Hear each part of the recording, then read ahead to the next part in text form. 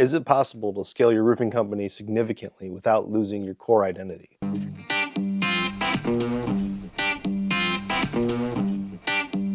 If you think about that, it comes kind of down to the core values, right? You have your 5 to 7 core values, and your core values aren't something that you get offline, and your core values aren't something that you just etch into the paper. The core values are something that you take seriously, and they become a part of your business, and they become a part of you. Whether you're running on EOS or not, like in EOS on our VTO, our core values are at the top, right? We have our top core values, which means we hire, fire, promote, and discipline by our core values.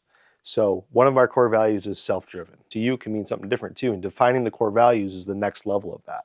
So let's define a core value. Our idea of self-driven is somebody that doesn't have to be pushed, somebody that doesn't have to be woken up, somebody that doesn't have to be called to get into work to make a meeting, right? They're self-driven, they're driven to succeed, and they're driven to help create the passion around the rest of the team. But now when we go to scale and we're bringing on new people, how do we make sure that we hire, fire, promote, and discipline by the trait of self-discipline? When you're bringing in more people, right, your system is getting more complex. And the key to a good system is simplistic. Simplistic systems are easy to duplicate and they're easy to manage. But when stuff's new to you and you're growing and you're taking on more and you have multiple people wearing different hats, you tend to veer away from some of your core values or your core principles because you're reverting back to old habits in order to get the job done. A couple years ago, we had a big hailstorm, and I went out and I signed jobs because there was just so much area to cover, and of course I want to, make my company money. So I went out there and I started signing jobs. That's not my job. My value is not in the street. My value is to be the visionary of Paramount. That's my value. I bring the value as being the visionary. And I was doing myself as well as my company a disservice by going out there and signing. But what I did was I reverted to old habits because I knew it was easy and I knew it was fruitful. It's very easy for me to drive out there right when it's done, pick a subdivision my guys weren't in, and just start knocking doors and signing people up because I've done it for years. I know exactly what I'm doing. It's easy to me.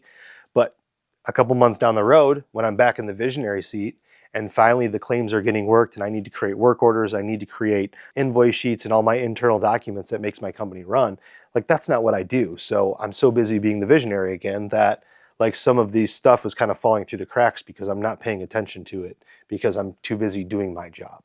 Back to the core values. If one of your core values is self-driven and you're bringing people in and you're hiring quickly, right? You may hire somebody that is not self-driven, but you have a group of people around them that are. So if you take a sales guy, for instance, and he's on a team of 10, because it's easy to pick on the sales guys, and he's constantly a lower producer, but he's still getting it done, and you know that he likes being there, he's part of the team, he fits the other core values, right? Like positive attitude is another one of our core values. He's always got a positive attitude, customer oriented, and he has tons of customer pride. So he fits other core values of ours, but he's not self-driven. He's late to meetings. You got to kick him in the ass when you want to do anything, but you're so busy growing that you're falling away from that core value. And what will happen over time is once one person's constantly late for the meetings, the other people will start being late, and then people start showing up whenever you want, and you start pulling your hair out thinking like, how did this happen? We used to have these very structured meetings or these structured SOPs. Now we're veering off track. And the reason is because you're getting away from those core values. If you go a little bit further and you're talking more about like honesty and integrity and quality, which none of those are our core values, not that those aren't important to us, but that's not what our company's built on. But if you're getting away from those core principles, like those are core principles for every company, like we should all be doing those things, then that's a totally different story, right? Like if you're allowing people to cheat or steal or convince homeowners that don't need a roof, you're letting it slide, you're allowing some guys to collect deductibles, your policies, that you have to collect deductibles, people going against the policy, then, you're at high risk of failure or something that is going to come in and correct your business and bring it back. So I think it's possible to grow the business without getting away from the core values. You just have to make sure that as you're growing and stuff's happening and it's getting stressful, you're reverting back to the system, not the easier route. You still have to do your meetings. You still have to do your coaching. You still have to do your role play if you're a sales guy, right? You still have to fill out your paperwork. Though you have all these claims coming in, we still have to get our principal stuff done. A sales manager, a visionary, an integrator, a function manager, a field manager, or whatever it is, your responsibility is to lead, manage, and hold people accountable, no matter what's happening on the outside.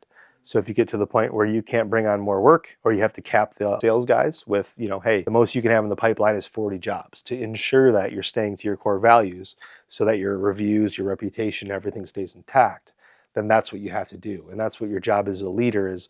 While everybody's in the forest cutting down trees, you're up in the crane making sure that they're cutting straight. Because as soon as you come out of the crane, all the trees look the same, and you could be cutting to the left and you don't even know it. As managers, leaders, CEOs, visionaries, integrators, whatever you are, right? Like, you have to make sure that you stop and you get back up into that crane and you make sure that the fleet is going straight.